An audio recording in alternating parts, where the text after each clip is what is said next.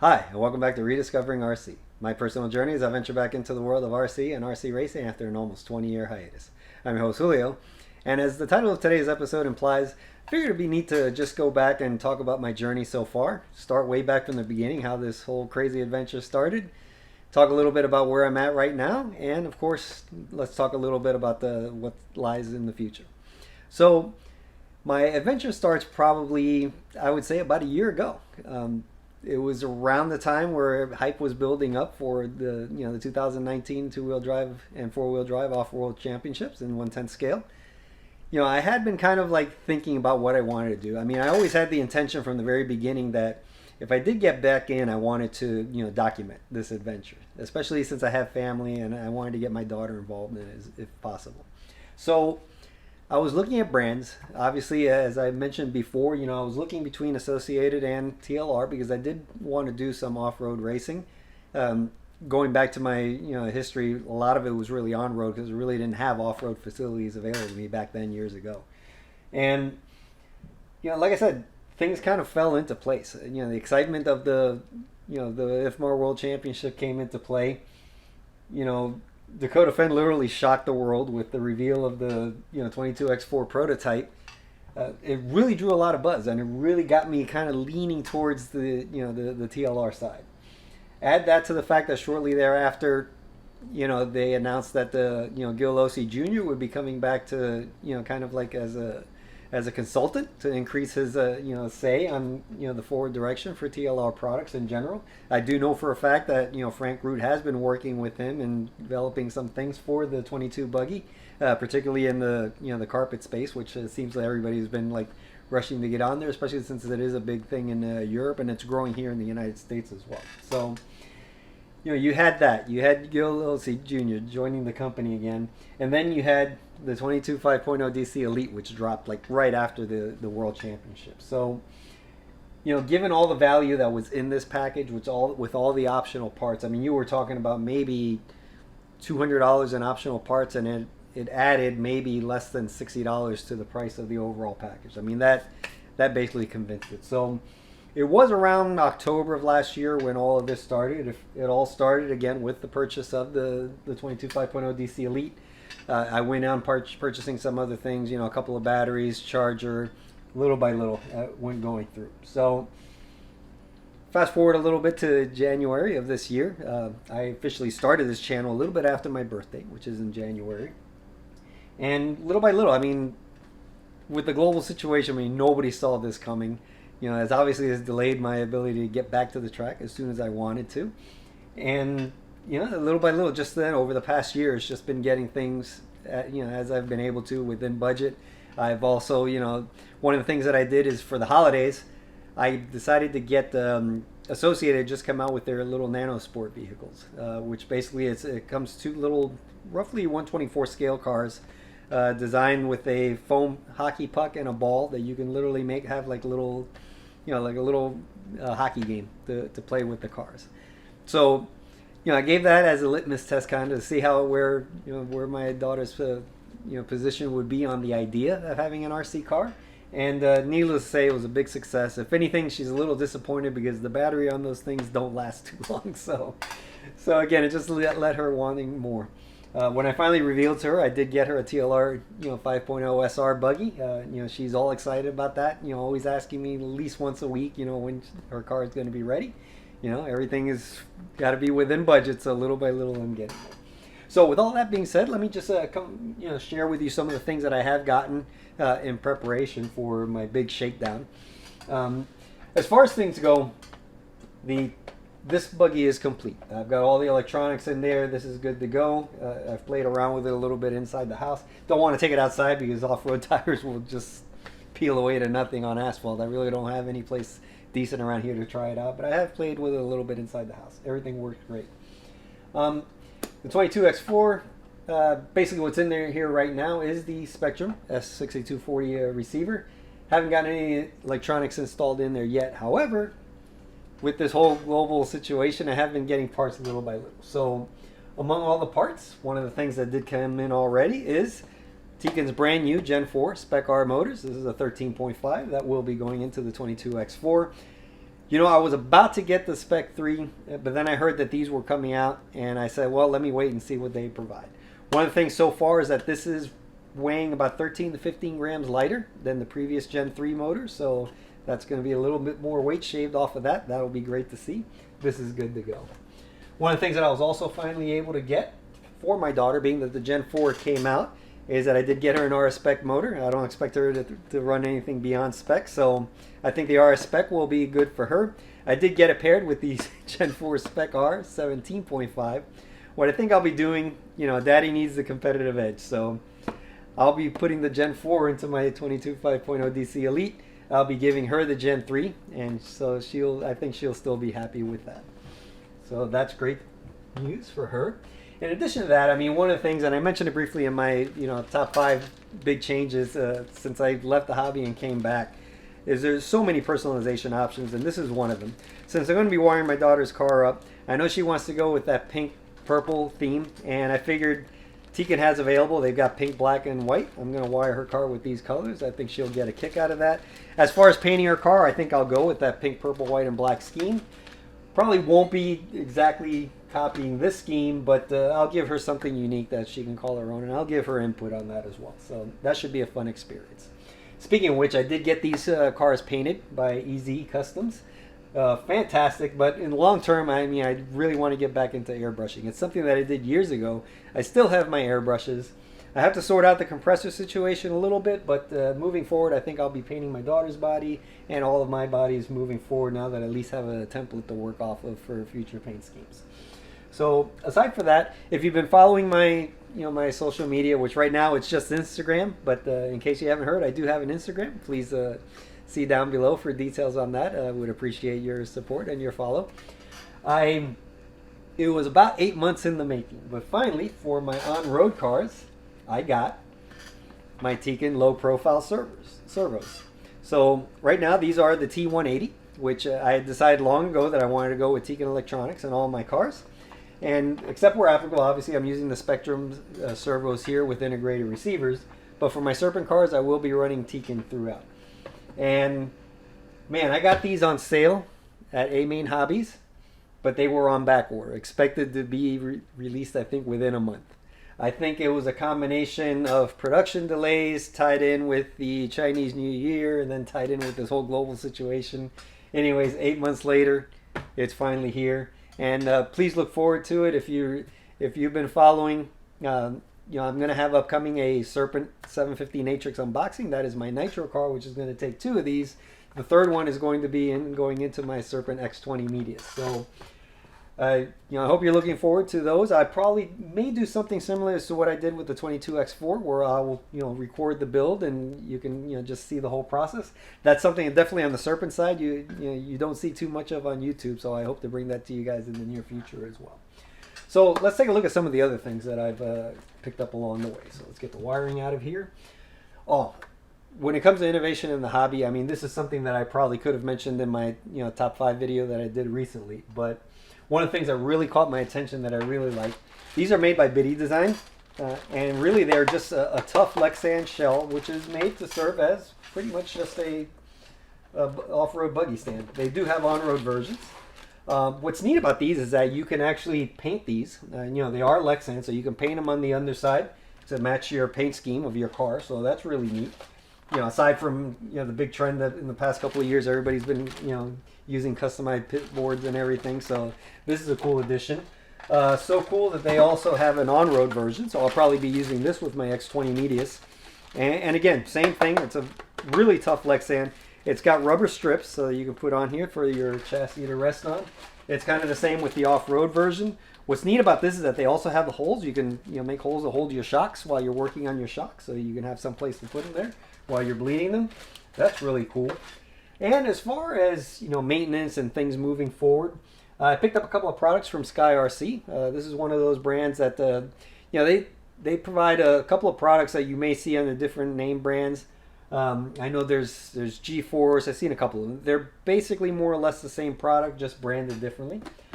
I know people have probably seen this around. This is their brushless motor analyzer. I've seen this quite a few times on YouTube. Seems to be pretty cool. And again, you want to get the best out of your motor since it is spec class racing, and this will help you do it as far as getting your timing, knowing what your internal resistance, amp draw is on the motors. It's just all about getting the most out of your motors. Now this kind of ties into the old days where people were doing crazy things with their stock motors, to get the best performance out of it, but still, I think it's important so you don't burn up your batteries in the process. The other thing that got interesting again, and it's all about battery maintenance, also made by Sky RC, is their super discharger. Now this is a 200 watt model. They've since, this one is designed to discharge at up to 30 amps for 2S batteries. They do have a newer model. This is a BD200. I think it's called the BD250, if I'm not mistaken. In either case, I'll go ahead and link below because it is a replacement for this. That one offers 35 amp charging. So obviously it's a little bit, I believe it's a 250 watt model, which is why the new one's the BD250. But again, this is something all about, training your batteries. It's something that we did years ago. And from, my research and everything done today, it seems to be something that, especially in the spec classes, everybody seems to do. You want to train your batteries to draw that, power out, lower the internal resistance, and get the best performance out of your batteries as possible. So this is a tool that will definitely work, and I'm looking forward to give this a try. And I'll probably, share my experiences with this as well in a future video. All right, so where else am I in terms of my race program and some of the things that I've decided? So if you caught one of my early episodes where I kind of talked about the brands that I decided to align myself with, you know that I decided on Tegan Electronics, which is, basically my speed controls, my motors. I've decided on Spectrum for my radio, which in this case, both of these are equipped with the Spectrum S6240RX, which is taking care of both the servo and the receiver on the car. And in other areas, I'm kind of like undecided. So what I chose to power these is basically I've gone with ProTech RC. So I've gone with the ProTech RC Prodigy 625 dual charger. That's so far, I've been, since I haven't been using it, I've kind of been cycling my batteries every month or so just to keep them, fresh and ready to go. But other than that, I really don't have any hard affiliations. I would love to hear from you guys, what batteries you guys have been using. I'm open to any and all feedback on that front. The other area where I've really been undecided is in tires. So as you can see here on my 22 5.0 DC Elite, I've got these outfitted basically with J Concept tires. And I've got my 22X4 outfitted with Proline tires. So that's something that I'm really, willing to go either way. And in the case of where I'm going to be running, I've got some mini pins basically for, when the dirt is still loamy. I'm going to be running on that Georgia style clay. So between the sprinters and the hole shots, we'll see what works out there. And as far as for a tire that when the grip picks up, basically a web tire is the preferred tire of choice in those conditions at the tracks that I'll be running at. So on the J Concept side, I've picked up some Ellipse tires. And on the Proline side, I've picked up some Positrons. These are tires that basically the guys that run either or have been using. So in either case, I think I'll be okay there. I may or may not choose one brand long term, but I'd love to hear your feedback. If you run on Georgia clay, if you run here down in South Florida, and really where I plan on running is either in Coral Springs or Mills Pond. So if you guys have run there before, does one brand work better than the other? I would love to know. Again, as an independent, I really don't have any affiliation. So aside from that, the way my program is going now, I think I'm ready to go pretty soon. I should in the next couple of weeks or so, I'll have the 22X4 completely outfitted out. I've got an RXX Pro for that as well. I think I have the wiring. If not, I may have to just order some wiring real quick to have that done. I do have a transponder for the 22. I still have to get a transponder for the 22X4. Those are all minor things, which again, over the next month or two, I'll probably be able to get.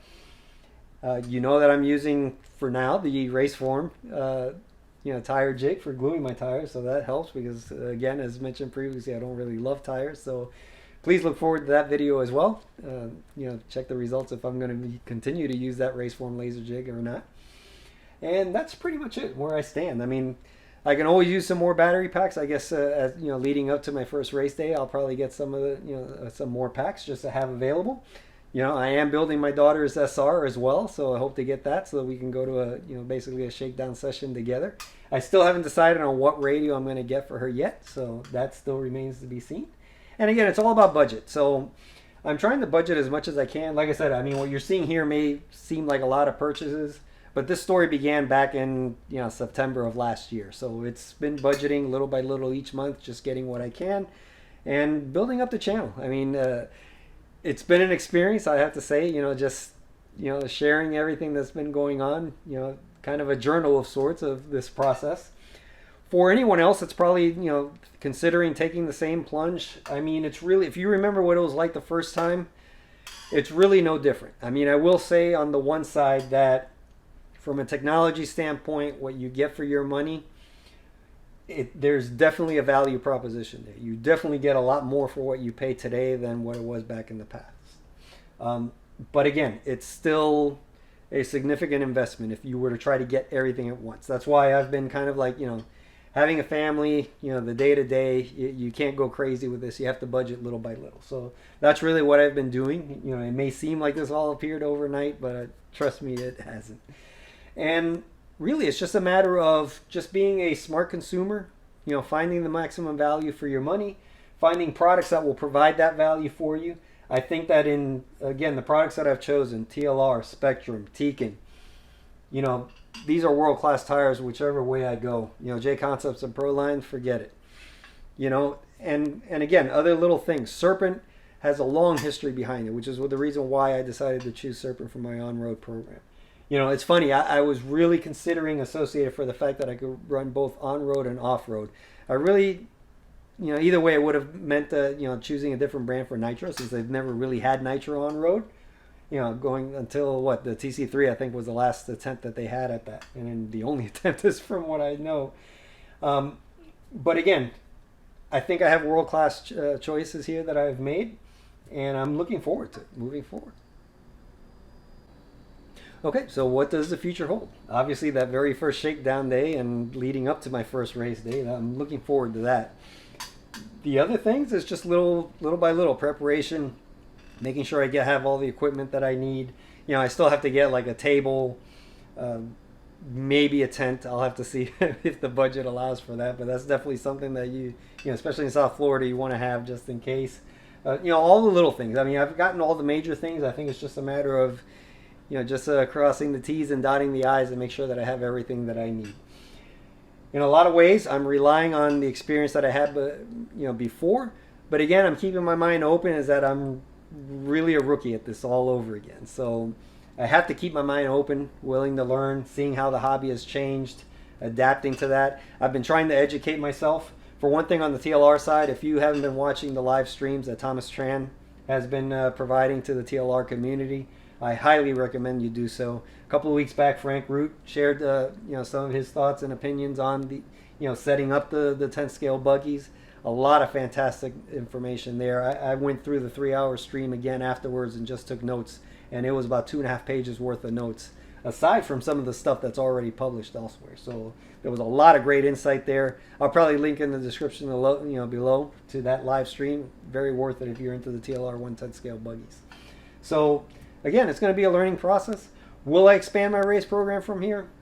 That depends on a lot of things. I mean, there's quite a few people that are doing A scale down here in South Florida. I mean, that's a draw, but if anything that I learned from previous is that the people that raced 12 scale back in the day on road, they became better 10 scale drivers as a result. And I kind of equate that to 10 scale off-road to the 8 scale off-road. Because of the difference in size, the 8 scale cars don't react as quickly as these. So if you're trying to build your reaction times and things like that, I really think that these are a great option.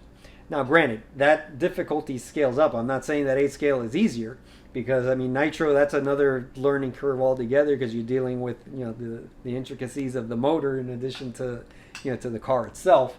But again, in terms of pure driving, though, if you can adapt yourself to the reaction times that are required for these buggies, 8 scale will seem like a piece of cake. So anyways, that's really all that I wanted to share with this episode. I hope you got something out of it. I hope you've been inspired. If you've been on the fence thinking about whether you want to get back into the hobby or not. Again, my motivations mainly were my kids. I really want to see this as a hobby that they can get into and enjoy. And so far, I think with my daughter, we're kind of on that road. So I'm looking forward to seeing how what transpires out of that. So anyways, I would love to hear your feedback as always. Please remember to like, favorite, comment, and subscribe. Any and all feedback you guys give will do a world of good, so it's helping me deliver the kind of content that you guys want to see. So until next time, I'm your host, Julio. Take care.